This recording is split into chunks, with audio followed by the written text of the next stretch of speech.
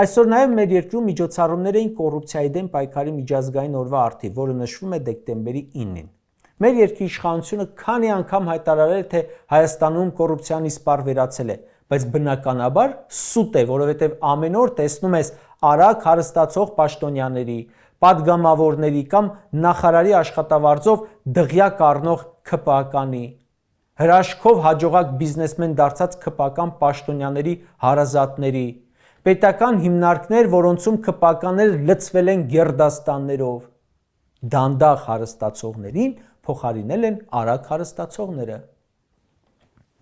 Քաղաքացու ընկալումներում մեր երկրում կոռուպցիան 2018-ին մի քիչ նահանջելուց հետո արդեն լայն թափ է ստացել։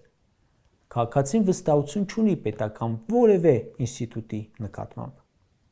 Քաղաքական բռնաճնշումները, երկակի ստանդարտները, բիզնեսի ու քաղաքականության սերտաճումը, գաղտնալսումները, մոնտաժած վիդեոներով քրգործերը,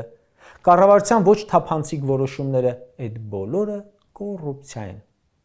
Այն, որ ընդդիմադիրը ընտրվում է համայնքապետ, իշխանությունը ձեռքից խլում է պաշտոնը, դա էլ է կոռուպցիա։ Սաղ օրը ասում են կոմպրոմիս չի լինելու կոռուպցիայի հետ, բայց լավ էլ ախպերություն են անում իրար հետ ՔՊ-ն ու կոռուպցիան։